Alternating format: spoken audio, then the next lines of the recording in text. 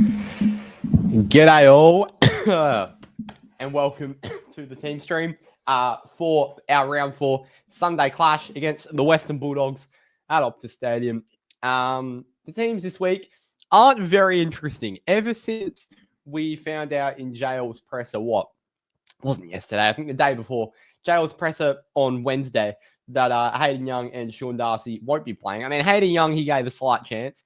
But Sean Darcy down to the waffle. Hayden Young in the end will be playing waffle this weekend. So they're the two that we were looking at. Darcy was never really going to play this week. But apart from that, the teams aren't that interesting, to be honest. That being said, what is interesting about the teams is the matchups, and we'll get on to that. G'day, everyone. I hope you're all well. We've got Blake in chat live from Los Angeles. Get in chat if you are here. And the past few team streams have been quite fun. A lot of chat engagement. So would love if you guys could get in, give your thoughts, because we have made 2 changes and the Bulldogs have gone in unchanged, believe it or not. So we will take a look at these. Mob, what's wrong with picking Cooper Simpson over Banfield? The whole Cooper Simpson thing's really weird because he's been playing at halfback for Peel Thunder. Which, we obviously didn't draft him as a halfback, and in the 2 or 3 games he's played for us, he's played as a live wire forward. So, yeah, weird, the whole Cooper Simpson thing. I'm sure he'll crack into the team at some stage. J3X would have had Aishin over Warner. I'm the same. I'm a massive James Aish fan. Keep getting your comments in. We'll take a look at the teams right now. We'll also take a look at Blake's comment. All right. Are we on? There we go. Paddy Cripps, Fish and Chips, Jack Phipps, Warriors in 5 and Freo by 13. Oh, mate. Stop it. That'd be beautiful, wouldn't it? But yeah, how good are the Warriors? Just on a side note. All right. Here are our 2 changes in Andy Brayshaw's 150th and Jeremy Sharp's 50th. James Aish and Neil Erasmus go out the team. So they are both omissions. Aish obviously played less than a quarter as the sub last week. I thought he did well when he came on for Warner. I thought he provided a bit more cleanliness with ball in hand. I had more trust when Aishi had the ball. And look, I'm not completely anti Carl Warner. I think he does provide something for us. But after the game last week, how can you omit James Aish compared to what Warner did? Some of those simple skill errors against a better team like the Bulldogs, we won't get away with so lightly. So yeah, we do have to be concerned about that. This game's not going to be easy at all. We need to tag Sam Darcy properly and that lobster. I don't know how we tag Sam Darcy. I think Alex Pearce will go to him. There's been a big conversation whether Draper will. For the love of God, do not send Brandon Cox to him. I think Draper and Pearce might rotate and Cox will float across and intercept. But I think what should happen is Pearce to Darcy, Draper to Norton, because Draper's a bit more versatile. So yeah, Aish and Neil Erasmus is also out. I think he's had a few really good weeks, to be honest, Erasmus. So quite unfortunate that he doesn't get the nod for this game. So O'Meara and Wagner come back in the team after these 2 were late outs last week. O'Meara was ill. Wagner pulled up a bit sore. So Dudley's held his spot in the team. The change we made last week, the initial change, with Dudley came in for Walker. So it's a bit of a restructure here. We've gone heavy on halfback, both Wagner and Warner, which is interesting. I think we did that in round 1 against Geelong. Jeremy Sharp got subbed out tactically late last week. He's on the bench. So I'm wondering, Jeremy Sharp never gets named on the bench. Like, Jeremy Sharp is always on the field with Nathan O'Driscoll. I reckon every game since Sharp debuted for us, he's been named on the field. So I'm wondering if Jeremy Sharp might be in line for a little sub vest this week, because we've been getting quirky with our subs, haven't we? It's not just the old chuck the sub vest on Connor Blakely anymore, is it? It's the, round 1 we had Chapman. Round 2 we had Draper. Last week we had Aish was a bit more regular, but we've been getting a bit wacky with it. The old sub. So they are the 2 changes. Look, I quite like Banfield. I think he's provided so much to the club, but I don't know how you can justify playing him over Erasmus, considering we've got the forward rotation there in Isaiah Dudley. I think JL probably just likes Banfield's versatility, where he can roll onto a wing, roll onto halfback, And he's sort of a Mr. Fix-It, which is what James Aish plays whenever he's in the team. So I think that's what's keeping Banfield in there, to be honest. I think it's purely versatility. Raz is stiff. I've loved Raz since he's come back in the team. Considering Sharp's poor form, I would keep Raz in the team as he's been solid. Look, no, I would not drop Sharp. By Sharp's poor form, I think his only poor game this season was last week. I don't think he played very well. But ever since he's debuted, he has rarely put a foot wrong. So we can't be dropping players off one bad game, especially when we're not in the greatest form as a team ourselves. Yeah, Jager does push him out. Unfortunately, he's just too clean a ball user. Alex needs to do his job on Sam Darcy, Ryan on Norton. Do you think Ryan will go to Norton? I'd actually probably prefer Ryan on Norton compared to Cox, because I just don't like Cox as a one-on-one defender. If we can try and utilize Cox as that spare guy to float across and mitigate the leads of Sam Darcy, I think that's what we have to do. I think, look, Brennan Cox, I feel like hasn't made a great start to the season, but I feel like he's going to play a really important role for us in mitigating that entire Bulldogs forward six on Sunday. Yeah, Jez does have a sore shin. How incredible is it? Brody back on the interchange. It's been 2 years since he's had a game. Brody is in the emergencies, unfortunately. Yeah. 2 years since he's had a game. The thing is, we talked about in the podcast last week about Will Brody about whether just that sort of dirty, ugly, in and under midfielder might be the answer to get the balls out to those guys like Sarong and Brayshaw and Noddy, who are cleaner ball users. But to be honest, I've gone off the Will Brody thing. I've never been a massive Will Brody fan. I thought he played great in that 2022 season. But whenever he's come in the side since, and I especially think it got demonstrated in that Indigenous All-Stars game, he's very one-paced. He doesn't have the tank to go both ways with a high-intensity midfield. I mean, the Bulldogs have guys like Tom Liberatore and Ed Richards and Joel Fraser running through there. You know, three guys who play with a really, really high intensity, very hard-nosed. So I think especially Will Brody in a game like this, I don't think would match up well. Yeah, I did watch JL's presser early in the week, and he did indeed speak about that. Banners is hot and cold. He sure is. I mean, you can say that about anyone. I think Michael Frederick's very hot and cold as well. Banners is a Mr. Fix-It. As much as I know, Young and Switkowski could be back in the side for gathering round only for this week. Yeah, that is what's going to happen. Switkowski will come back in for gather round. Hayden Young will come back in for gather round, considering he gets through the Waffle game okay on the weekend. But yeah, Young and Switkowski, you can basically pencil them in as ins for next week. Which is unfortunate for Dudley, because Dudley will probably make way when Switty comes back. Then we've got a massive selection squeeze when Walters becomes available again. So it's very interesting. And hopefully Sean Darcy's also back next week, because Richmond have big Toby Nankervis in the ruck. And Nank is a ruckman where to beat him, you need to be a presence. And Luke Jackson, as much as I love him in that ruck mantle, having a presence like the fridge would be very, very handy.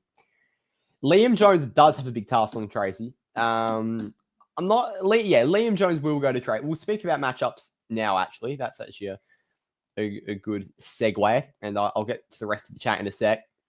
So here is our 23. Draper, Pierce, Cox, Chapman, Ryan Clark, Johnson, O'Meara, O'Driscoll, Reed, Frederick, Bolton, Voss, Tracy Amos, Jackson, Sarong, Brayshaw, and the bench is Sharp, Wagner, Warner, Banfield, Dudley. The Bulldogs are unchanged. They had a great win last week. It was against Carlton, so is it a good win? Who knows? Was it Carlton? I think it was. Buku Karmas, Liam Jones, Bailey Williams, Bramble, Lobb, Dale, Fraser, Liberatore, Davidson, McNeil, Norton, Sanders, Vandermeer, Darcy, Harms, English, Kennedy, Richards, and on the bench, Baker, Dolan, Gallagher, O'Donnell, and West. So in terms of matchups, what was this comment? Liam Jones does have a big task on Josh Tracy. So if we take a look at this Bulldogs backline on our front six, you've got the key guys in Liam Jones and Rory Lobb.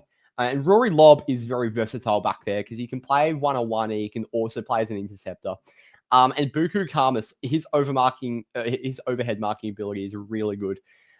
Old Buku, so he can probably play as a third tall. Bailey Williams is 190. I'm just wondering who plays as that third tall for the Bulldogs. So Buku's 191. So they'll probably rotate. It's a bit like the Chapman Ryan situation we have, that Karmas Williams.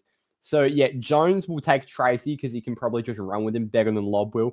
Lobb will take Lob will take Voss, I feel.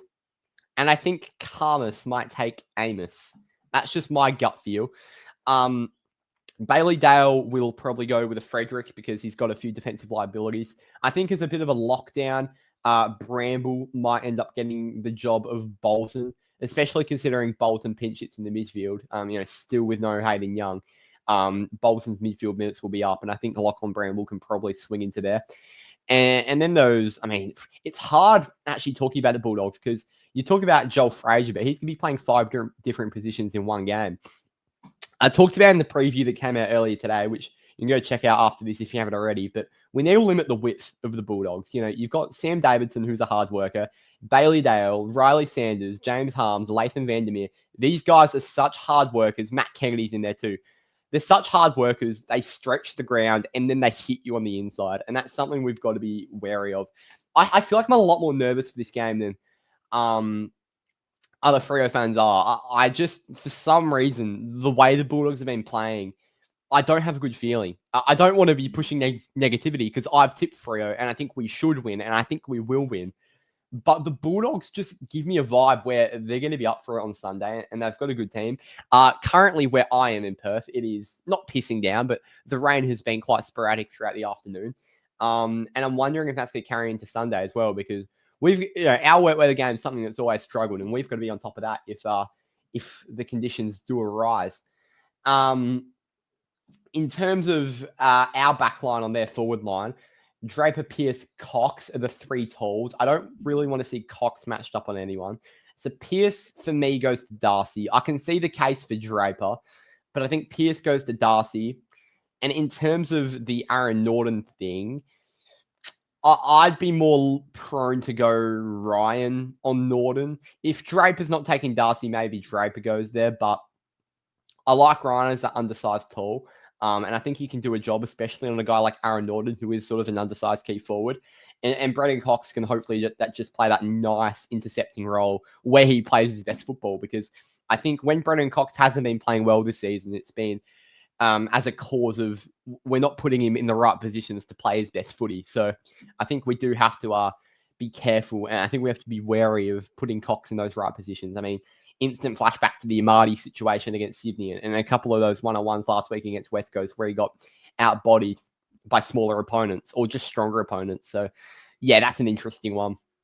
And in terms of their smalls, they've got so many names that run through that forward line. The most consistent guy that will be down there in the forward line will probably be a Lachlan McNeil. But again, whenever a Sanders or a Harms runs through there, that's probably where we'll have to pay most of our focus. In fact, Riley West is a really dangerous player. So that's probably where you send a Heath Chapman to play a bit smaller. Jordan Clark might end up getting more defensive role, which isn't what we like to do. We like having Walker in the side and letting Clark a rebound a bit more, but I'm sure that's what we'll probably end up looking at. Let's take a look at the chat. He's not a team player. That's why he doesn't get a game. That's Brody, I'm going to assume.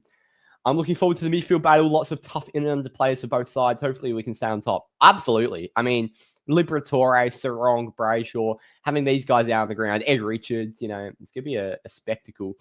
Luke Jackson on Tim English is also a very interesting one. Tim English isn't necessarily the biggest brute of a force, but he's quite tall. I think it's certainly a matchup that Luke Jackson can win. I think in both of the games we played the Bulldogs last year, we won one, we lost one. I think Darcy played them both. So it'll be interesting to see what Jackson can do against English this week. Voss to kick 6 this week. Fingers crossed, mate. Look, we've been talking positively on the channel about Vossi this week. His leading patterns, his marking, his footy IQ. I actually rate a lot of Paddy Voss's game. As soon as he can get the conversion sorted out, then I think he's really going to start kicking on for us. Bolton might start kicking into gear. When we're going from Richmond, everyone said he's a selfish player. What I saw at the game against the Eagles, he selfishly passed it to Dudley. Yeah, he's been bringing his teammates into the game really, really well since he's come to the club, Bolton. I saw a stupid tweet, and I shouldn't bring light to it, but I'm actually going to... Hold up, I saw a silly, silly tweet.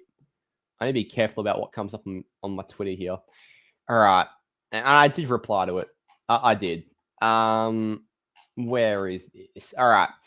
So we've got some guys on Twitter going, forgot we were both recruited Bolton, to be honest. What a shit start. And thankfully, the Fremantle fan base stood up for Bolton in the comments. We've got genuine fans pissed off with Shea Bolton starting at this footy club. What are we doing? He's 2 games in. He's a player that needs to gel with the team to be at his absolute best. He's a live wire player. He makes things happen.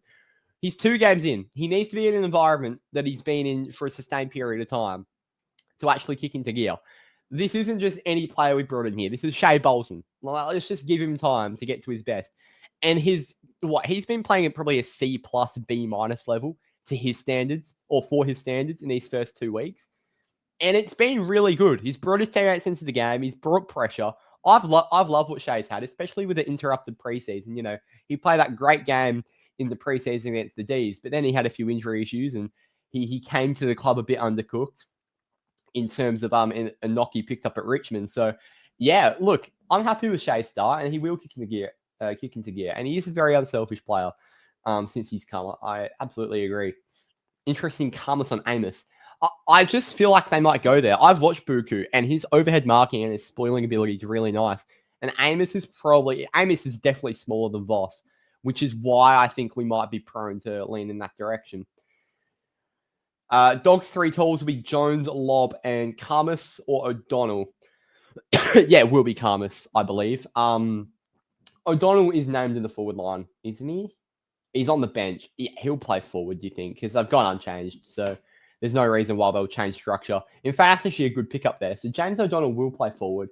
He'll probably play as that 3rd tall behind Darcy and Norton. So that's probably where a Cox goes, which I'm not sure how I feel about that, but I think Cox might end up copying O'Donnell.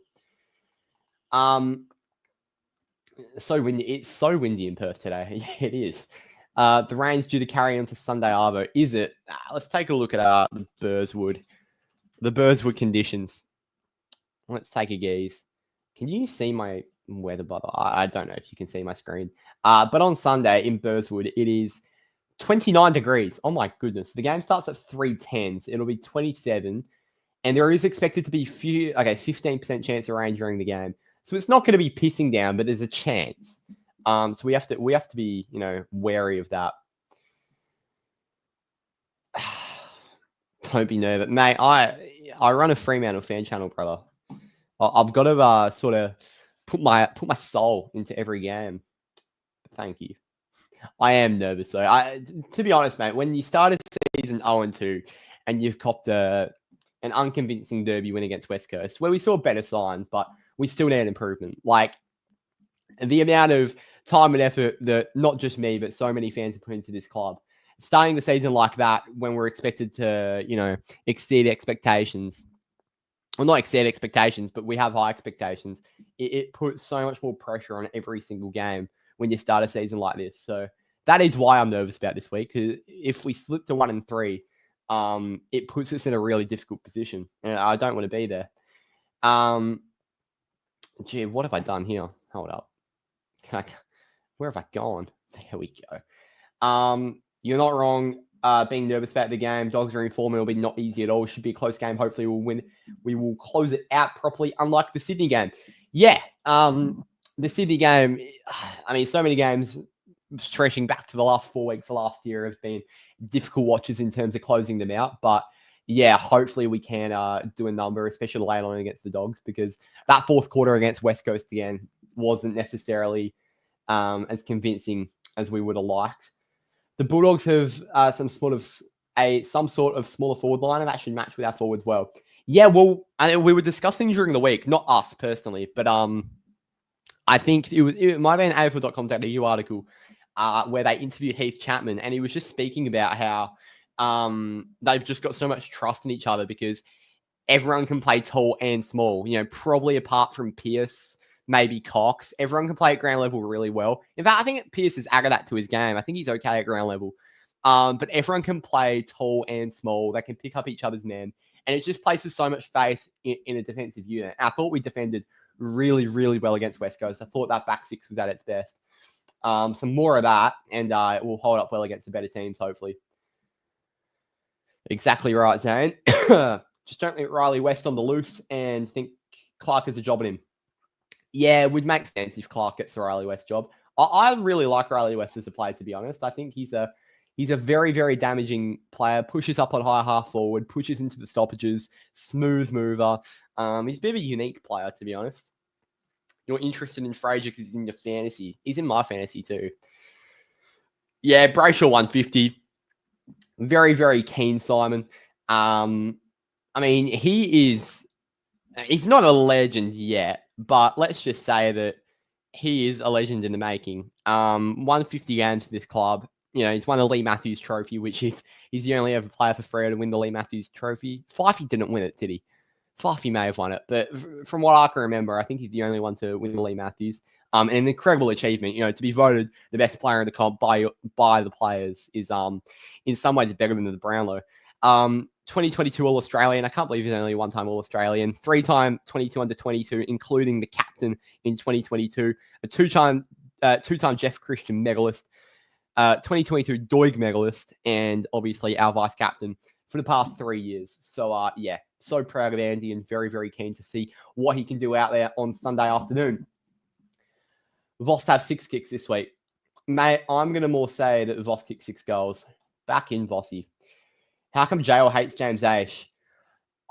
It's weird, isn't it? Because JL loved Aishy when he first came to the club in, 2020? I think it was. Maybe 2021.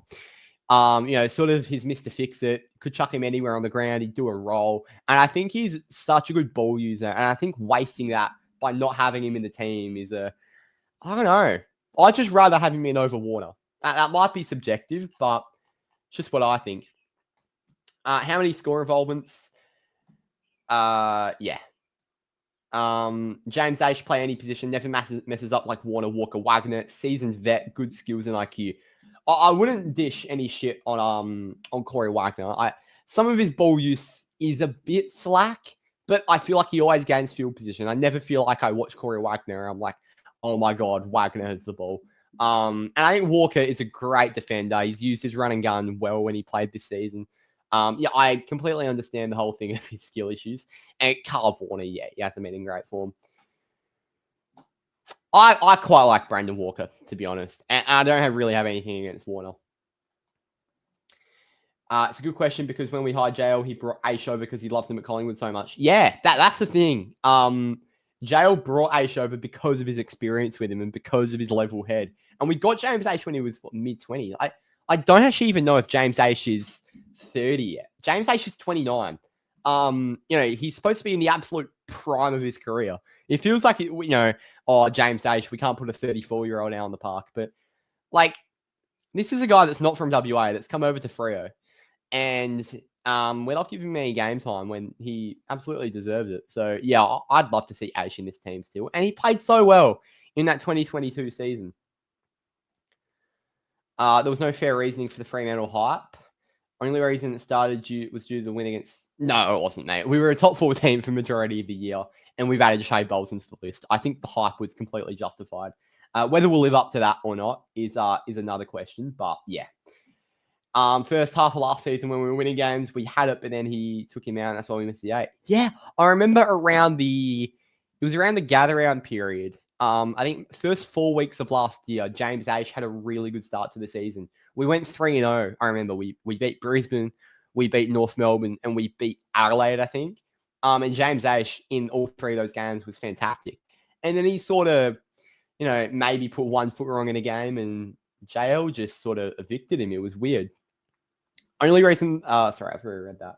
The hype is because how good our list is in the midfield and pretty good. Yeah, our list is fantastic. It's the coach is the main issue, to be honest. Sorry, I don't want to put shit on JL. The coach isn't the main issue. He's the main question. I want to make that clear. My opinion on JL is still undetermined. Don't understand the attraction with Warner. Turnover Merchant. Sharp is injured as well. I thought Noddy might take Sharp's spot on that wing and John moves on the inside. Yeah, that is a good point because Sharp does play as an out-and-out winger without really getting any midfield clock. The thing is, who we have in the emergencies? There is a chance Erasmus comes in as a late change for Sharp or Sharp plays a sub. I don't think this will be a regular game for Jeremy Sharp. Like, ever since round 1 last year where he played his first game for us, he has not missed a game for us, and he's been named on the field every single time. I think it's a little bit dodgy. that just all of a sudden he's been named on the bench. But, you know, not sure what Jail's doing. Honestly, agree. I love Aish when he plays. When he come on a sub, you can see his composure and skill. It's just that level head as well. Like, we've got so many young players back there. And I think having a level head off half back and on the wing, you know, just a good ball user in those important areas of the ground is so crucial sometimes. Yeah, exactly. Great sub, James Ashes. It's weird, isn't it? Yep, I'd agree with you there, Josh. I indeed would. Because he completes our list. Mate, don't get me excited. I just want to get through this year and have a really good year this year, because this season we're 1-2, hopefully go 2-2, and then we've got the Tigers.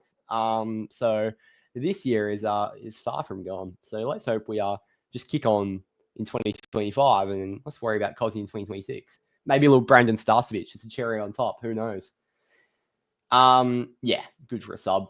Karmas is an excellent interceptor, but a terrible lockdown, as he's very prone to drift off his man. Voss has the IQ to get away from him a lot. Yeah, I don't think Karmas goes to Voss. I think Karmas might go to Amos. Or maybe Karmas goes as the loose man. I would say James O'Donnell would maybe take an Amos or a Voss, but the fact they've gone unchanged makes me think that they will probably go with the same structure they did last week, which was the Amos, not the Amos, the O'Donnell in the forward line. So I think that's what they will do. Oh, Cosy, mate. Don't get me started. Came close to winning the Brownlow 2. Watching Cosy and Shay's hair would be so good. Oh, mate, you gave me in a good mood on this Friday night. Oh, my goodness. Imagine. Cosy's too undisciplined. Oh, no. I'm not taking that into it, mate. Yes, he did just cop a suspension, but a player of that talent, you just do not pass up if you've got the option to get him to your footy club. And I've got no doubts he does want to come to the Freo Footy Club. You know, Sonny's here, Dudley's here, Shay's here. Yeah, exactly, Simon. If Fossey works out his kicking, Freo could have easy access to high scoreboard impact. Bloke gets the ball very well. Yeah, his IQ's great. I love what he brings, Fossey. And key forwards go through stages in their career where they have the yips, and they might be slotting them in training, might be slotting them in the resi, slotting them in preseason games, but you just get to the AFL level, and for some reason, it's just all a mental thing. Like, Paddy Voss has the ability. He's got a good leg on him. It's just all a mental thing. Like, he's got the rest of his game worked out as well as he can for a 21-year-old at the moment. Like, that's the scary thing. Vossi's 21. He looks about 30. Like, he's a massive brute force that really just needs to work on one part of his game. So I love Vossy, and I really, really hope he has a good game this week. In fact, if there was one player I could pick to be best on ground this week, it would be Pat Voss. I'd love to see it. And I'm not sure how much longer Vossy will be in the side, because Das will probably come back in next week against Richmond. Those 3 dubs, the Walker, Wagner, Warner. If Cosy plays for Freo, he'll only be eligible to play 3 or 4 games a season. MIP. Yeah, he does like visiting the tribunal, doesn't he? Was it against Richmond a couple of years ago when Aish got that concussion? I could be wrong, but no, Aish, whenever he's come back, has been really good. Like, as I said, that start to last season was fantastic for Jimmer. Maybe it's in JL's thinking, that concussion, but I don't think it's affected his personal game. He's turning 30. Yeah, he's turning 30 in November. Sorry, I'm behind on the comments, by the way. I'm just trying to catch up on everything. Your only last 3 wins have been West Coast and North Melbourne. Yeah. Cheers. Okay, anyway, well done, buddy. You guys are doing great. Like and subscribe. Go tell your friends, everyone. Go Freo. Cheers, Simon. 22-28. Oh, mate, 22-8. Don't get me started. He was an absolute bull, wasn't he? Well, not a bull. That's not the way to describe James Ash. Just a very, very smooth mover. Get your final comments in, by the way, before we wrap this up. We got 28 in here. I will read everything before I depart, so don't feel like you're holding me back. Peel would love to have Raz against Claremont. That Peel midfield this weekend. Oh my God. What's it going to be? So Fifey's not going to play. Imagine Fifey was in there. But, yeah, Peel are playing Claremont. Poor Claremont. Sean Darcy in the ruck. Knocking it down to Hayden Young, Will Brodie, Neil Erasmus. Oh my God. That is filthy. Quinton Narkle in the forward line. Cooper Simpson off halfback. Claremont are in trouble. Come on. Sean Darcy, Hayden Young, Will Brodie, Neil Erasmus in the twos. That is just silly. Yeah, Raz should rack up 40. He loves playing down at Peel, doesn't he? Voss is already doing the hard bit, taking marks in front of goal. Exactly. Yeah, exactly right. It's the easiest bit of his game is the one he's struggling with. So it's just the yips he's got to get rid of. And, the thing is, Amos had a very stuttery routine, and he's still got a form of that stuttery sort of routine. But he's sort of gained a bit of rhythm in recent times, Jai Amos, and I think that's certainly improved him. So if Vossi can just have a yarn to the set shot coaches, I'm sure he can work himself out.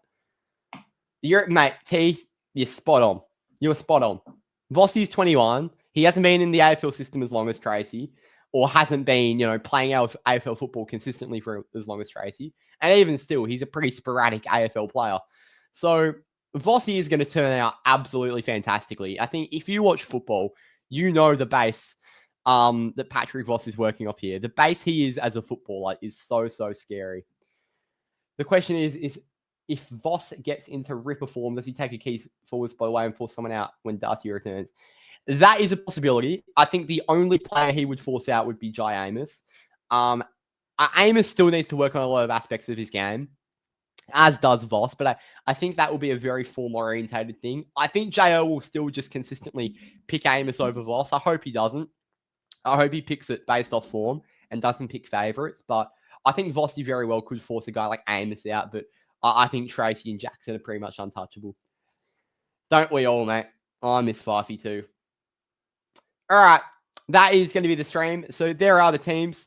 We'll quickly take another gaze at them before we depart. So Fremantle, they've made 2 changes. James Asian, Neil Erasmus out, Jagger Amira and Corey Wagner in. The Bulldogs have gone unchanged. A massive, massive game on Sunday, and I am very, very keen for it. Friday Night Football starts in, 8 minutes, 18 minutes? I'm not sure when it starts, but it starts soon. Thank you all for watching. I'll be live for the fan cams post-game at about 7 p.m. WA time, I want to say. So make sure you come join me for that to hopefully have a yarn after a win over the Bulldogs. Thank you all for watching. Up the Dockers, and hopefully we get the dub this Sunday. Cheers.